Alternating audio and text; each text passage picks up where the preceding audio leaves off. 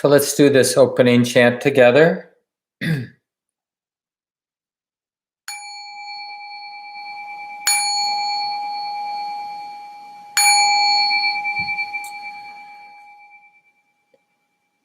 Buddham saranam gacchami, Dhammam saranam gacchami,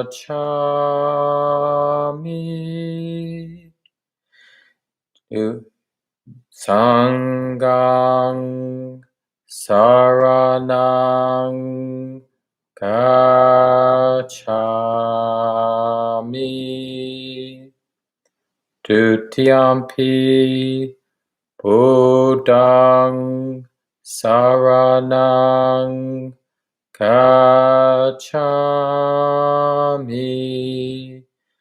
Dutiyampi Dhammam saranam gacchami,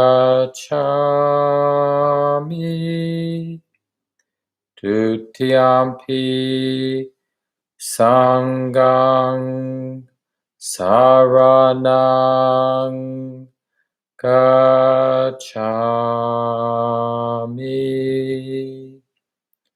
Tatiyampi Buddham saranam gacchami,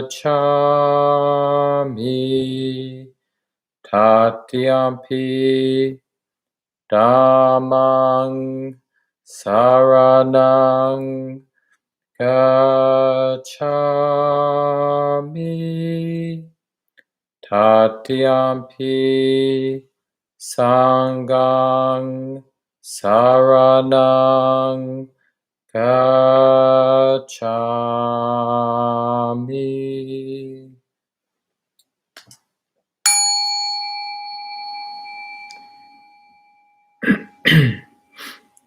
Settling into the posture when you're ready for the meditation time.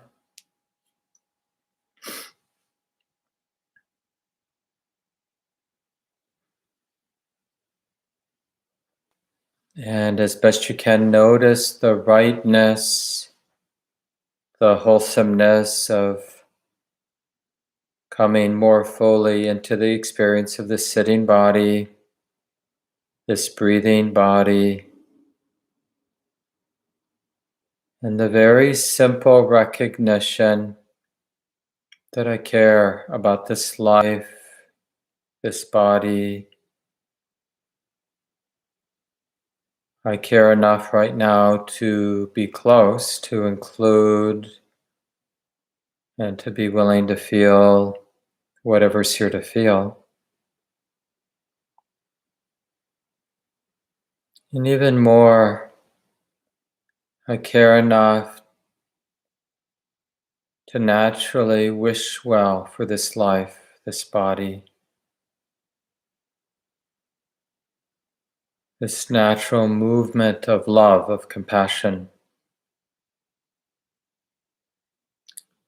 May this body be safe. May the deepest wisdom and love protect this body always.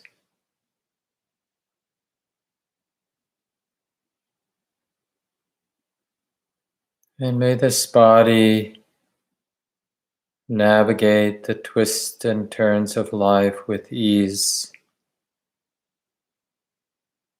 free from suffering.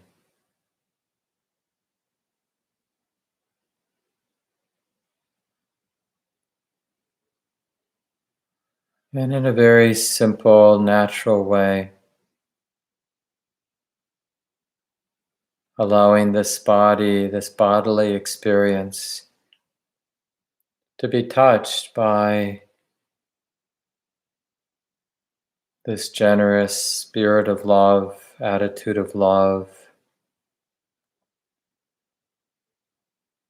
the love that's not afraid to show up and connect and feel, and wish well for this body, this life right here in this body.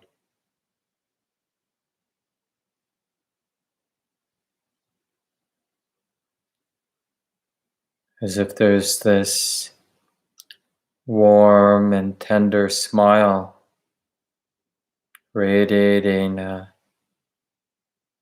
good energy that the body feels. The body is touched by this generous wish for its well-being.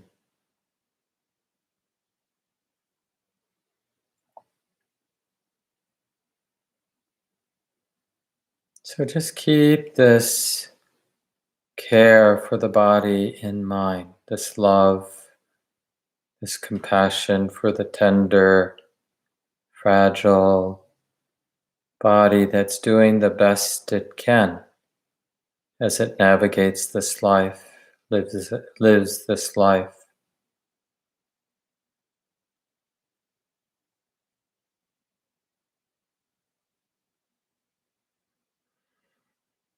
Allowing the body to be touched and filled by this simple goodness of the heart that cares.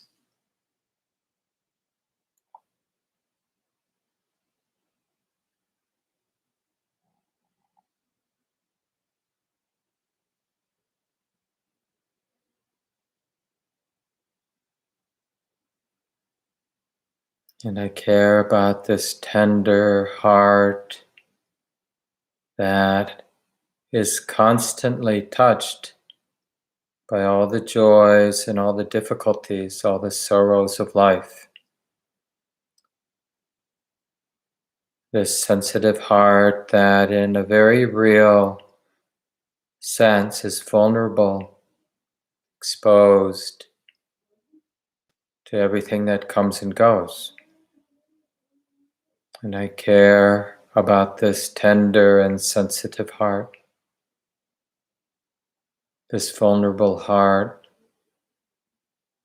I care enough right now to be close and to simply feel, receive what's here in the heart,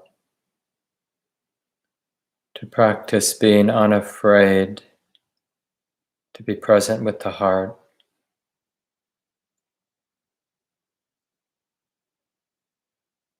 And to allow a natural upwelling, a natural generosity here. This simple and beautiful wish, may the heart be safe. May this sensitive heart be protected by wisdom and love in all ways, at all times. May wisdom and love protect this heart.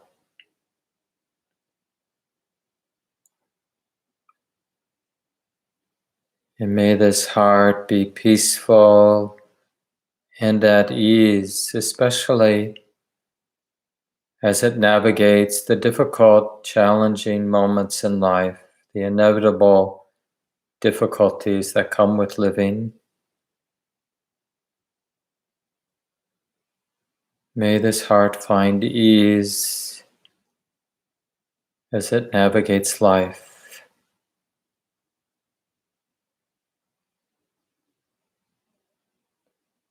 I care about this tender, sensitive, exposed heart, this life right here, this mind and body, living this life.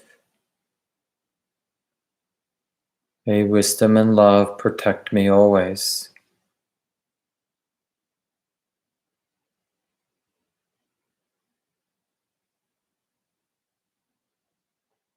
And may this heart be peaceful and at ease as it takes care of the business of life.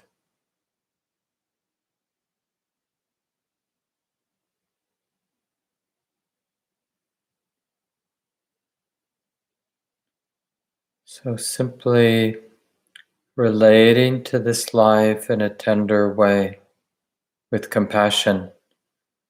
I care about this life.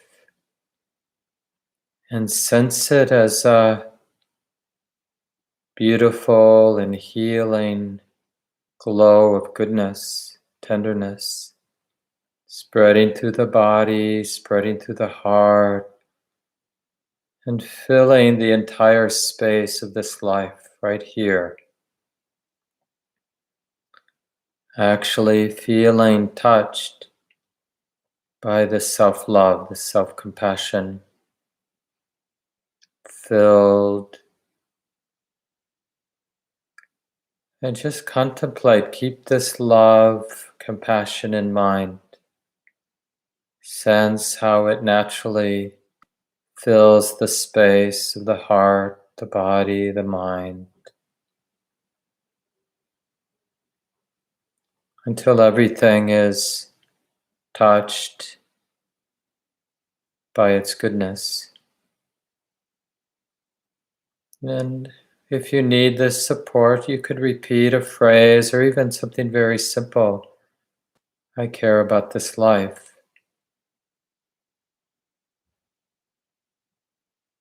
Or may wisdom and love protect me always.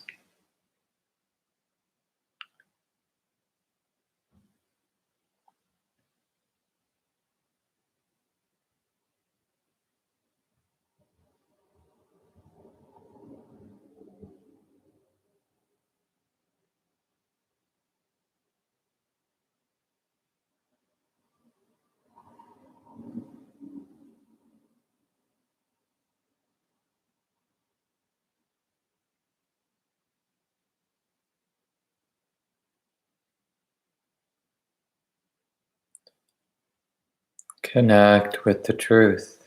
I do care about this life. May this heart, may this life be safe and protected. And may I navigate all the challenges that come with living with real skill, with peace and ease.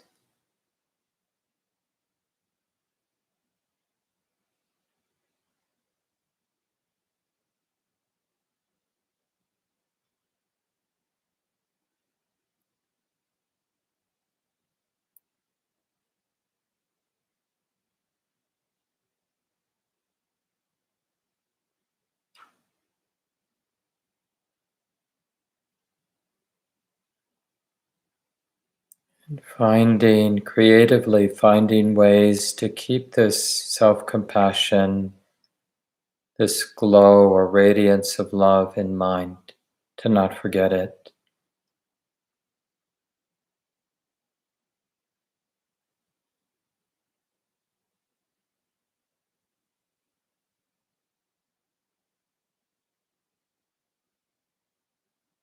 And learning to trust and abide in the radiance of compassion, tender-heartedness, this beautiful, generous, expansive tenderness of the heart.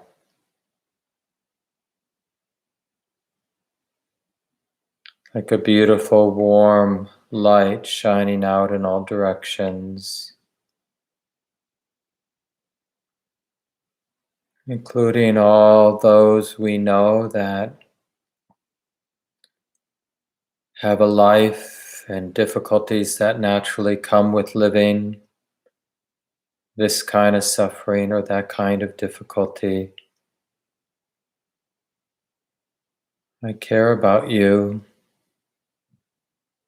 May you also find a way to be peaceful and at ease with the circumstances of your life. May wisdom and love protect you always.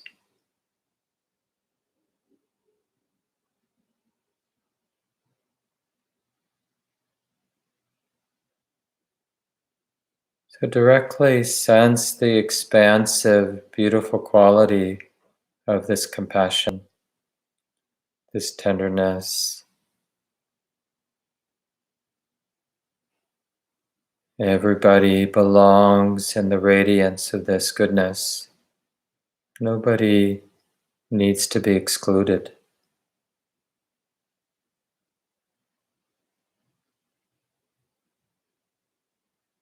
May wisdom and love protect us all.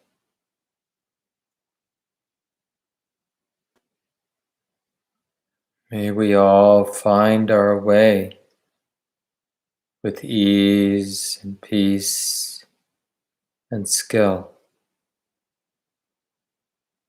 May wisdom and love protect us.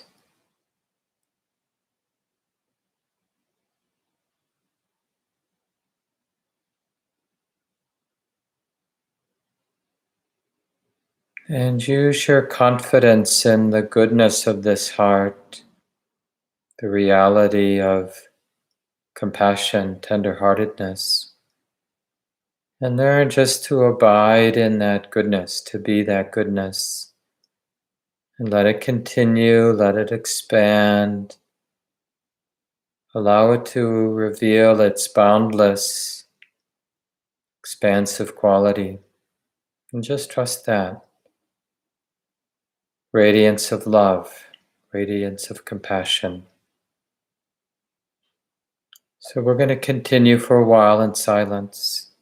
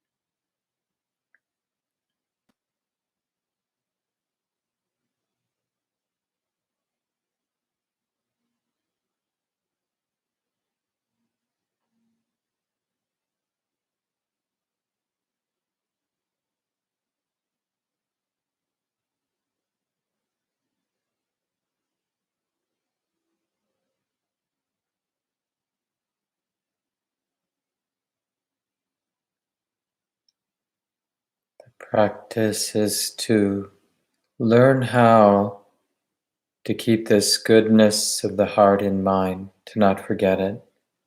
This goodness we call compassion. that naturally wants to radiate out with tenderness in all directions.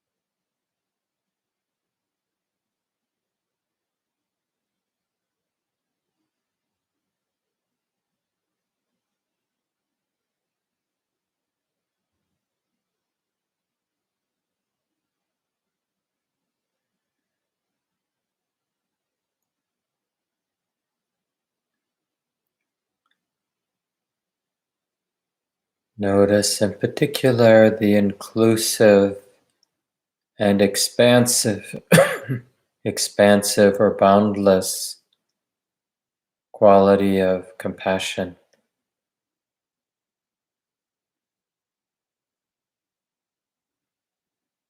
The heart that cares indiscriminately.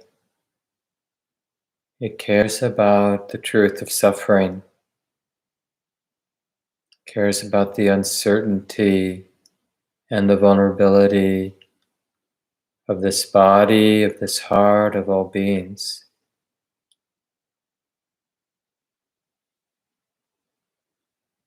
May all beings be free from suffering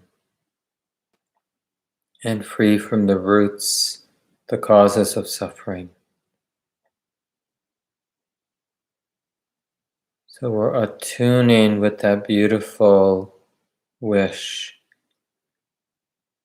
May all beings, myself included, be free from suffering and all the underlying causes of suffering.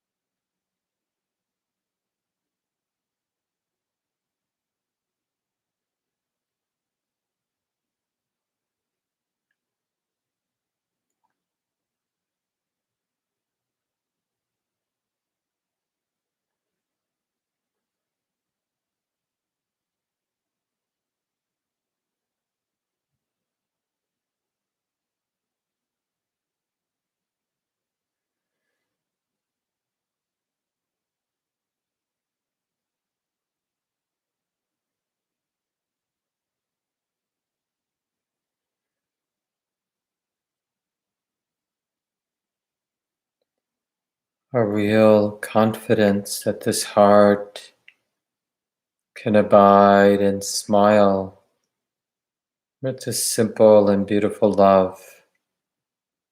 May all beings be free from suffering.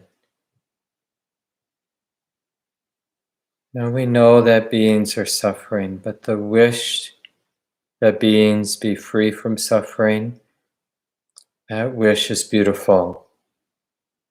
And any actions arising with that wish are beautiful, wholesome actions.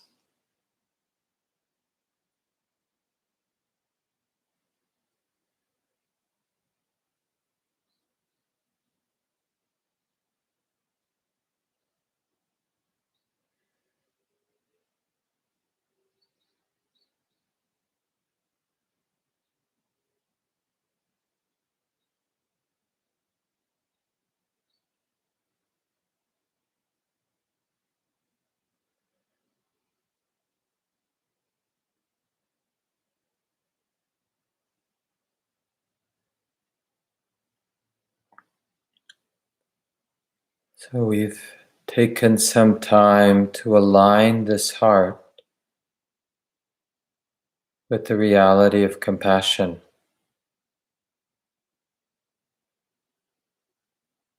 The heart that cares, the heart that is moved by suffering here in this life and all around us in the world, is moved to care and to wish well, and in appropriate moments to respond with compassionate action.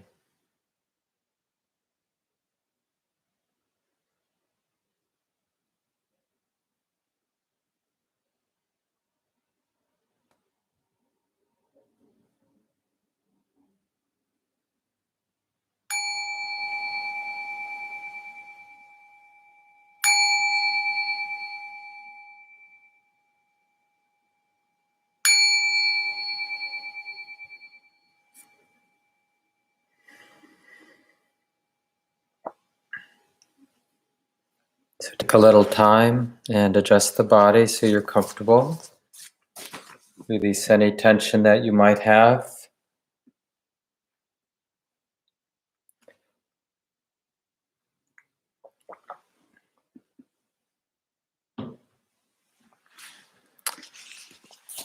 So as I mentioned, we'll have small groups later, and I'll just mention what I'd recommend the discussion be about in those small groups. Of course, any reflections arising out of your study or your practice would be appropriate. But they're really meant to be these groups of 3 people for those who are going to stay. And for those who don't stay for the breakout groups in Zoom, you could just find your own Dharma friend in a day or so to sit down and just talk about what you're learning about compassion. And so you might just share examples, just from your own observation of a more natural, spontaneous moment of that tenderheartedness, uncontrived compassion, not forced, not pretend, not some imitation, but just mindfulness is recognizing, oh, this heart cares. So it's not like you tried to care, you're just noticing in a moment that there is caring, that this heart cares. It's moved. It's in the proximity of my own suffering or in the proximity of somebody else's suffering, and it feels moved. Its response is this generosity we call compassion. So compassion actually is an expansive well-wishing. And sometimes that well-wishing, when it's appropriate, is real action to try to take care of somebody or to try to respond to the suffering that's there. Another thing that in the small groups or later just with your Dharma friends, your wise friends, that you could share is just how we, because we're doing this course and we're interested in the subject of compassion, then we want to notice, in a way we want to map out, how does my mind, how does my heart tend to respond when it's around suffering? And the ways that sometimes we ignore or distract ourselves, Other times we want to blame or just have some idea that's not my responsibility. I don't need to even look over there. And another common response that we might map out is we just observe how my mind, how my heart is when it's around suffering, is a kind of pity, feeling burden, or almost feeling like somebody's suffering might contaminate me. So we notice that sense, whether it's actual sense of separation or just a psychological emotional sense of separation, not wanting to be contaminated by somebody else's suffering. And then there's the common response to want to fix somebody's suffering, to want to make it go away. It can masquerade as compassion, but actually it's irritating me, you're suffering, and that's why I'm showing up, and that's why I'm trying to fix it. So it's not really compassion as much as it might be irritation. And then there's what we really mean by compassion, which is, and this is really the main theme in tonight's talk, and it could come up in your small groups, just noticing how compassion is an enlivened and beautiful quality of the heart. We're not deadened by compassion. We're not even beaten up by compassion. We can be thrown about and exhausted when we're around suffering, when there's fear, or when there's controlling, or when we're working hard at denial or distraction. But when there's enough wisdom and enough of that activation of real compassion, then that is seen, experienced subjectively as something enlivening, even while being proximate, close with our own or somebody else's suffering. And that's for us to unpack during this course, to really look at just ordinary moments when we're around suffering and the heart is burdened and being exhausted by it, and when we're around suffering and there's a different, wholesome, beautiful experience. So that's just as a beginning for these small groups that we'll have at the end. Keep those thoughts that come up around those 2 points. How have you noticed your heart responding when it's near suffering, your own or somebody else's? All the different ways. What are the common ways that your mind, your heart responds to suffering? And then the other point being moments of spontaneous compassion. Can be really simple. Could be just seeing an ant in the house that got caught in a drop of water and is struggling, and the heart feels moved. Oh, tenderness. There it is. Uncontrived. I'm not thinking I should be tenderhearted toward the ant. It's just there.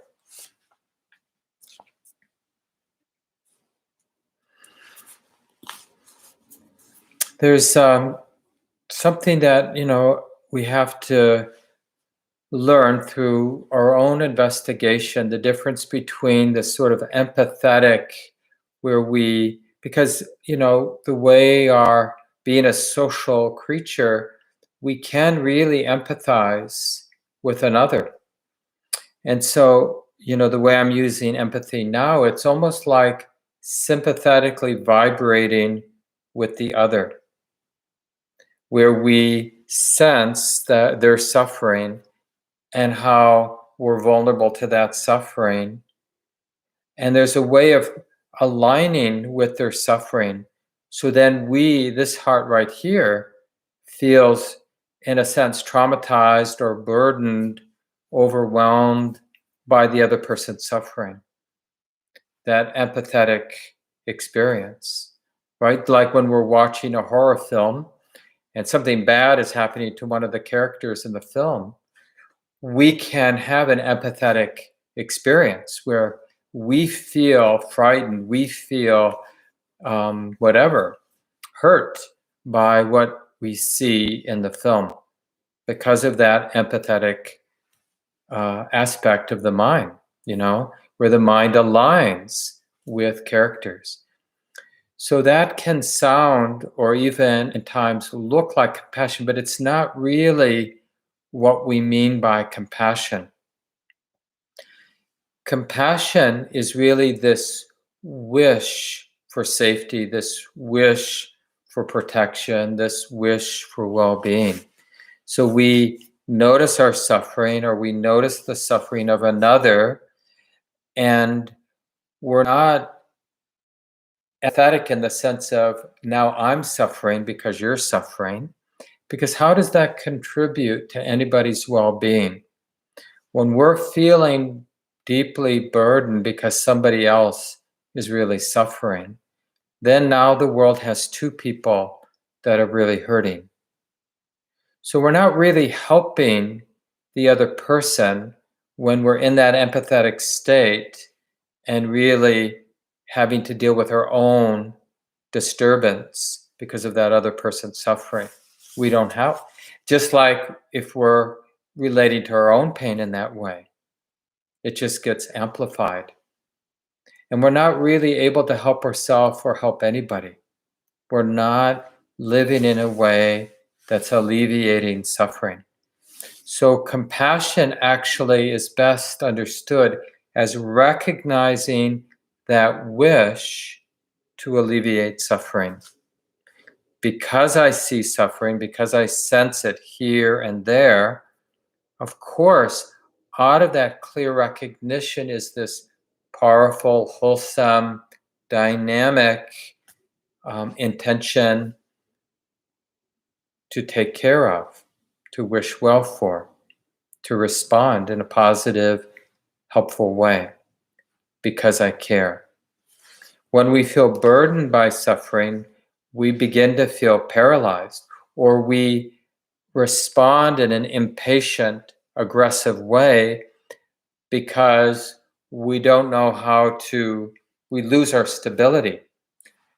We're in a reactive response instead of a generous, full, balanced, grounded response, right? Because that wholesomeness, that wholesome and generous response really depends on having touched into, like in the moment, the heart, the mind, the body, to some wholesome stability, some wholesome pleasure of a stable, wholesome mind. And that stability might arise initially from, as it said in the tradition, non-remorse, like living with a lot of moral integrity in terms of how we speak, how we act in the world.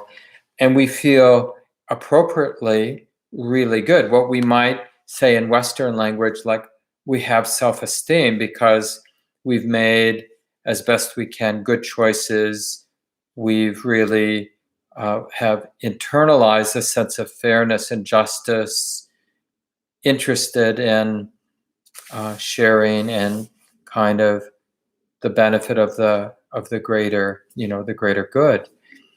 And that exists in my heart as a good feeling and a kind of stability that comes from having a lot of moral integrity in terms of how we're living. And so then when I run into suffering, my own or another, I already have some good feeling. Just like if we've been a really generous person with our time, with our resources, there's any number of ways to connect and develop that stability that arises from wholesomeness. And, we've all learned, if we reflect on our own experience, when I'm really hurting, when life is, those times in life that have been overwhelming and really difficult, it's harder for us to be compassionate when we feel inundated by painful experience. But it's relatively easy when we're feeling good, especially with wholesome pleasure. Like I said, like the pleasure of living with a lot of moral integrity, or the pleasure that can arise having been a generous person, and feeling like we belong and that we can contribute, and the natural way that others then appreciate our generous spirit. That doesn't require being wealthy. It just requires having that generous spirit.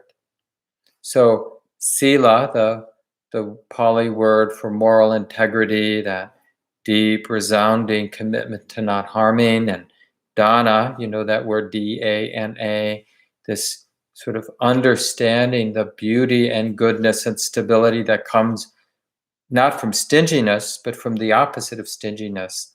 Just that generosity of our spirit to show up and to care and to respond and to want to contribute, be content with what we have, and sharing with others what we have. It feels good. We feel stable. And that good feeling then is actually a necessary starting point for experimenting with compassion. Because I feel some immunity when I'm around suffering, when I have some sense of well-being. Just like, even in the simplest sense, just being relatively free from physical discomfort. If I have a lot of irritating things going on in my body, and then I'm around somebody who's really suffering, if I've been sort of provoked all day long by knee pain and a headache, and I'm getting a flu, and then some suffering shows up around me, it's really hard to respond with compassion, to find that capacity. It's possible, but it's more challenging. So as a student of compassion, it's really good to notice when we're feeling good, grounded in wholesomeness. And then from that place of feeling that stability, to sensitize the heart and mind to the very ordinary truth of suffering. The difficulty that's here in this life, the difficulties that others are experiencing. And then just to notice how the heart responds, shows up, when we bring that suffering to mind. We shouldn't ever have to stretch. Suffering is always around us. If you're not noticing any suffering, it's just work on your imagination a little bit, or your sensitivity, because it's always here. And even like if somebody is experiencing, or those people around you, or you yourself have really favorable conditions, you could just contemplate that those favorable conditions are ephemeral. It won't always be this way. Oh, to whatever degree my heart is dependent on my nice living situation, I know I can't count on it forever. I know it's ephemeral. The house could burn down, right? Or I could have, all kinds of unseen problems developing in the house that, I need a new roof, or, this has to be taken care of, or that. How am I going to pay for that? So don't worry about, I got to look at the news in order to connect with suffering, or I've got to, go looking for somebody who's got some difficulties. Just practice being more and more sensitive, and just the creative imagination of what's already right here. But remember we need that sense of stability. And somebody asked the question, sent it in, really had several really wonderful questions sent in, and I'll try to address some of them. But one question was on this point about, whether when we are overwhelmed, when we don't have that inner stability, that it felt like not appropriate when I'm around some suffering. It felt inappropriate to turn away from it. But it doesn't do anybody any good to look at suffering, to open to suffering, to be sensitive to suffering, when this heart is already in a reactive stance. And a really good example of that I just was impressed with Thich Nhat Hanh's skill, community skill and wisdom. So some of you know Thich Nhat Hanh, a very elder Buddhist monk now living in Vietnam, but for many decades taught here in the West, in Europe, in the United States, and just has been very inspiring for many of us. And I've had some opportunities to practice with Thich Nhat Hanh. And but the story that I heard, I think he wrote about it, was after 9/11. And, he's a peace activist besides being a poet and a Buddhist monk and a teacher, Dharma teacher. He's really an activist and has been for a long, his whole adult life. And so after 9/11, he and his followers, students, and other leaders in his monasteries, of course, wanted to respond because they knew exactly the kind of fear and hate that would arise from such a tragic event. And they wanted to help the United States and the United States leaders be wise. But instead of immediately getting to work at responding the day after, they got a bunch of vans together. They took everybody in the monastery that could. He was at the monastery near San Diego, and they drove to the beach, and they played tag and played different games on the beach. And the idea was, that event was so shocking to so many of us, and probably evoked. I was on retreat and out of the country, so I didn't really experience what a lot of you did. But, my understanding that people were a little shell-shocked and not easy to respond with compassion to everybody being in shell shock, because everyone themselves were in shell shock, were confused, were disoriented. So to turn one's attention to something ordinary, like hanging out with a bunch of friends on the beach and playing some fun games, it isn't somehow an insult to the very, how much suffering was going around that day after 9/11. It was a very skillful choice from somebody who understood the nature of our mind. That when this mind isn't being taken care of, it's really not easy to take care of others. There's a quote from the Buddhist teachings: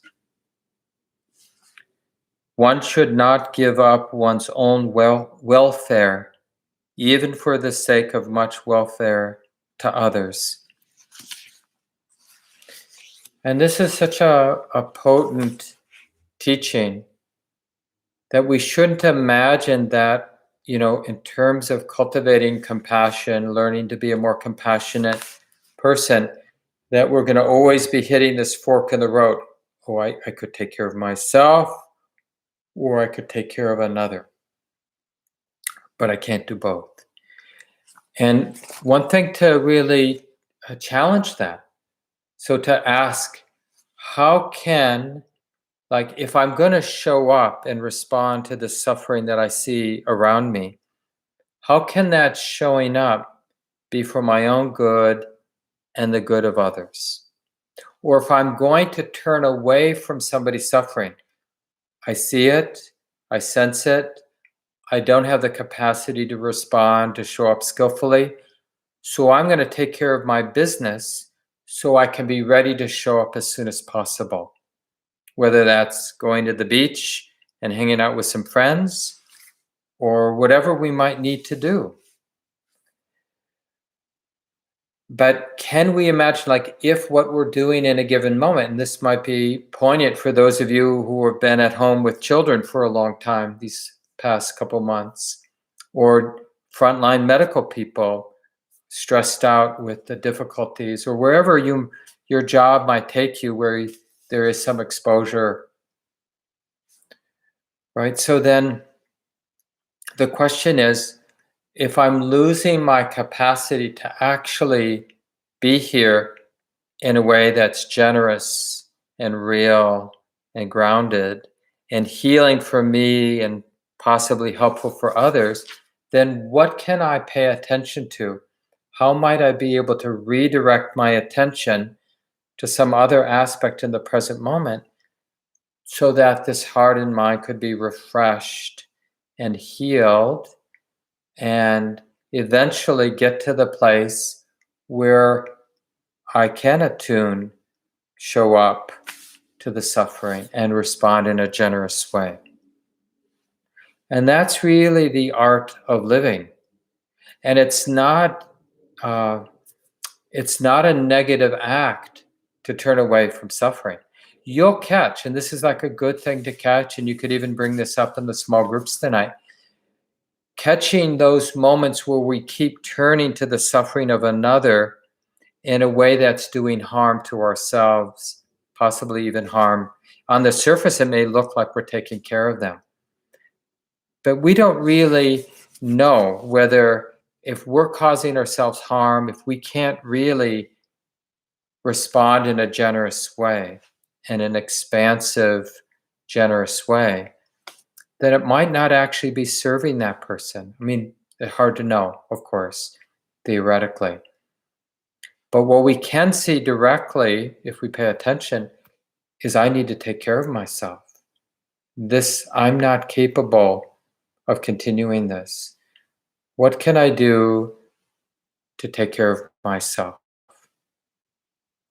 So turning away from suffering can be an act of self-compassion and a way of sort of sustaining my ability to keep showing up to my world and what surrounds me and what's calling for my response.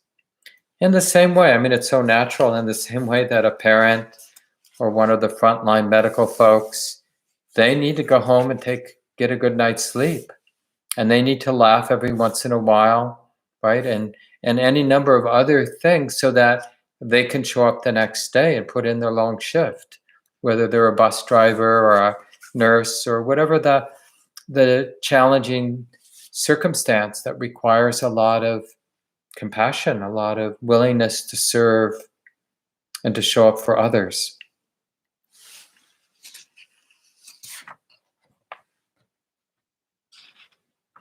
And so that there's that necessity for an ongoing assessment about how can I show up? And when we ask that question, how can I show up right now in a compassionate way, it will always include, how's this heart doing right now?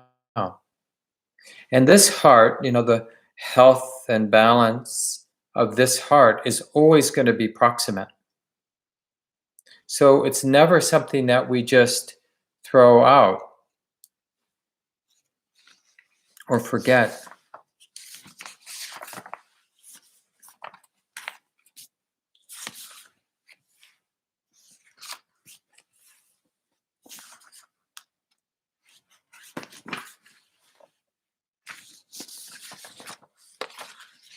I want to just say something about some homework that I'll talk about next week so that you can begin to explore it.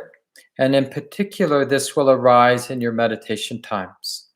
So the idea of compassion practice or any of the Brahma Viharas, the divine abodes, whether you begin with a particular phrase or bringing a particular person or pet to mind, and you feel that quality of love or compassion, that particular flavor of love we call compassion, and you kind of keeping that in mind, at some point when you're doing your compassion practice, and you can directly, immediately feel that expansive quality of love, and in this case, that particular flavor of compassion, then you want to switch to that more subtle awareness of that glow or that radiance of compassion, that expansive quality that naturally and effortlessly goes out in all directions.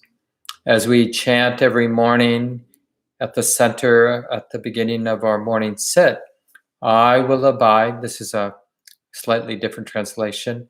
I will abide with this heart imbued with compassion and radiating it out in front, to the right, behind, to the left, above, below, all around, everywhere and every way. Right? So that image of a light, a sun, or as Venerable Analayo talks about it as the sun at sunset, that warm, beautiful, soft glow of a setting sun, shining naturally, effortlessly in all direction. And in a sense, touching everything that's available to be touched, generously glowing. So those are words, of course. Words, hopefully, that point to an energetic, emotional, attitudinal quality that we can directly experience. And in a way, then, or not in a way, that becomes the meditation object. That expansive, beautiful, generous quality that we call compassion. That is moved to care, moved to respond, moved to wish, may you be free of suffering. May this difficulty be removed. So that's an enlivening quality. And it has that nature. This is how we know we're in this realm. It has this liberating quality, right? So that's not, it's just the opposite of feeling overwhelmed by the suffering in the world, or overwhelmed by the suffering of a friend, overwhelmed by our own suffering. That's not compassion. That's being overwhelmed. That's a kind of aversion and fear, which of course will arise because we're not fully awakened human beings yet. We're people who are confused when suffering arises, so we tense up.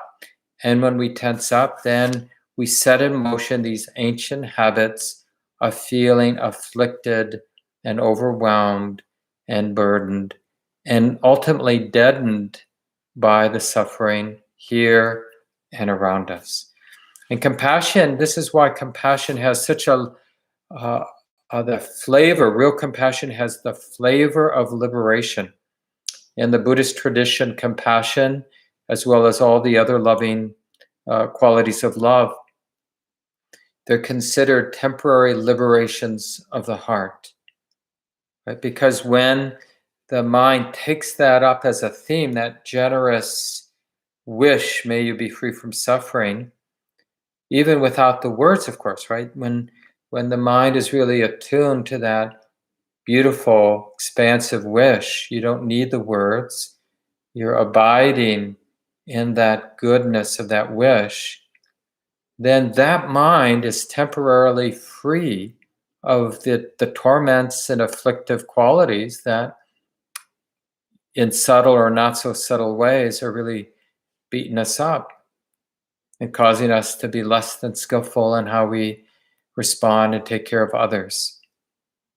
So this week, be particularly interested in that expansive and boundless quality, especially when you get a little confidence or momentum and you stop trying to do the compassion and you're more just abiding, relaxing, and trusting it. Then really let that be the object of awareness, that generous, expansive glow of love and compassion. And we'll talk more about that next week. So in a few moments now, we're going to break into small groups. I saw that Michelle has already put the link there for the Zoom. And remember, this is just optional. And if you don't want to join the small groups tonight, then just find somebody to talk to at home in the next day or two. Talk about spontaneous moments of compassion that you're noticing and the particular texture, flavor, like how did you come to see that as a moment of compassion?